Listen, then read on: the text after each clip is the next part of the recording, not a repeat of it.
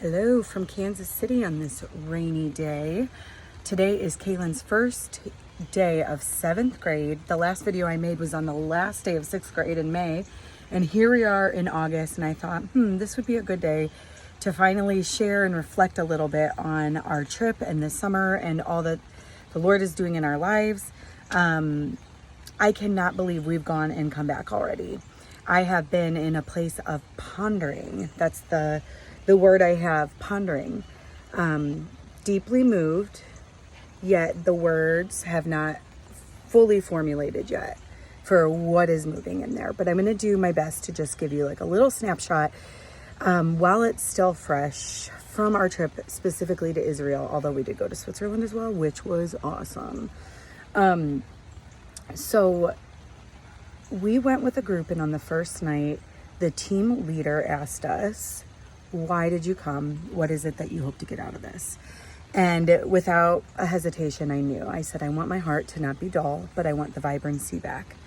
And here I am, a month after Israel, and I can say that's what I got. That is what I got. The Lord really has shaken and awakened my heart in places that I couldn't wake up myself. And after the past 2 years on a global level, just needing that reset and that washing, I've realized how much I need him just to wash it off, to debrief it, and to make sense of certain things. So I was coming into 2020 out of grief. My mom had passed not too long before, and out of different family trials. I was graduating from grad school and just continuing to single parent, and at that time leading Orphan Justice Center and knowing I was in a season of transition. So then I went into 2020 from that place. Sorry, my ring is twisted. Let me just get that straight so I can stop the face stuff. Okay, it's good.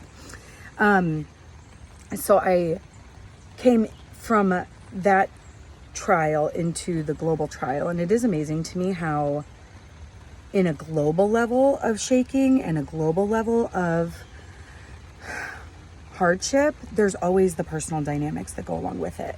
So all of us could agree that the last 2 years have been hard, and all of us would agree, though, there have been different nuances that each of us have faced. So for me, I just feel like the strongest residue was that of dullness, and I'm so thankful that the Lord had a way out for me from that, and he does for all of us. So Israel was a time where I could see the destination of our faith. Probably the moment that stands out most to me was about halfway into the trip, 5 or 6 days. We were starting to make our ascent into Jerusalem. We hadn't been there yet. We'd been around south, Judea and Samaria. We'd been up north by Galilee and some of the coastal Mediterranean coast areas. And we were all anticipating the ascent into Jerusalem. So the night before, we went to the Dead Sea, and we were not supposed to drink the water because it's so dense with minerals. Well, what did your beloved Amber do? Took a sip of the water. I was like, I gotta taste this. So I did a little taste, and it was so potent.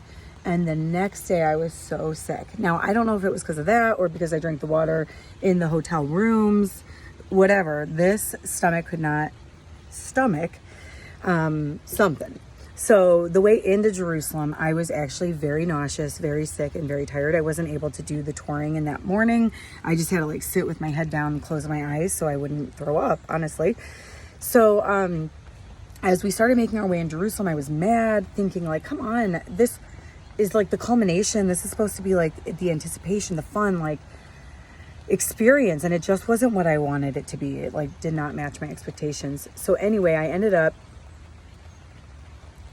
just taking the hour bus ride, tired, sad, head down. But we started pulling closer and closer into the city, and all of a sudden I saw a little glimpse of her. On the hill, I saw a little glimpse of the lights and the housing or structures from Jerusalem. And Phil Wickham's song, The Ascension, started playing in the van. I will climb this mountain. Okay, that wasn't the tune, but maybe I'll link it. And I had this wave come from my belly up of hope. And I went from this weary, tired, angry pilgrim to this lovesick bride in a second. I saw it. My hope came from my belly, and I just began to weep and groan.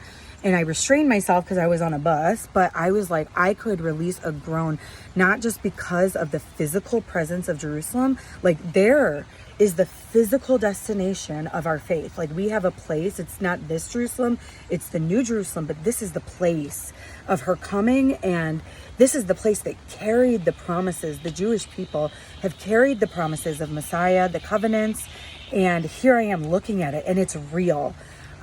So much of our faith walk is faith, not sight. And so to see it made all the difference. Like, there is a coming day where our faith will be sight. The man will be on the earth again, and his governmental center will be right there. And the weariness lifted, and that was my transition. I think that's what the transition is that it brought me into, even that I've continued to walk in. When I got home, it wasn't this sadness that I got home. It's that my faith is set ahead. I am on a pilgrimage.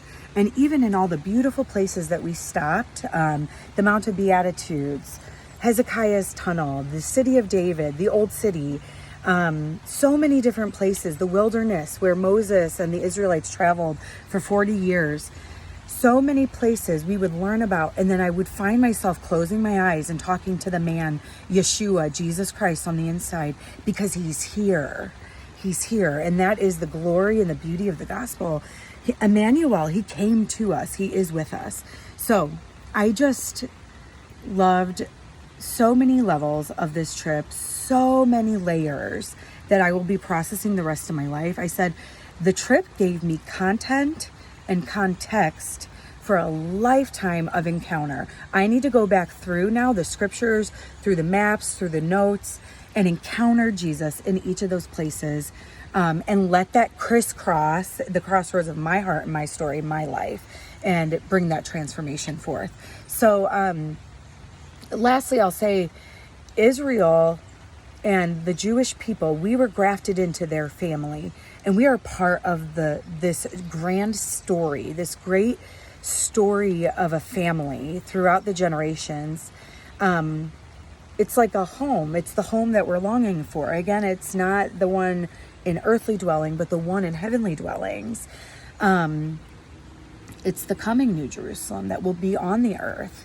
So the part that was striking me was the father of this family, you know, who he, like, we know he's Yahweh, he's God, manifested in the way made through Jesus the Son. And the phrase that stuck with me was the God of love. He is the God of love. So my one friend who is an Arab in Israel told me, he was like, the Muslims here have 99 names for God, but the God of love is not one of them. He's like, this is low-hanging fruit.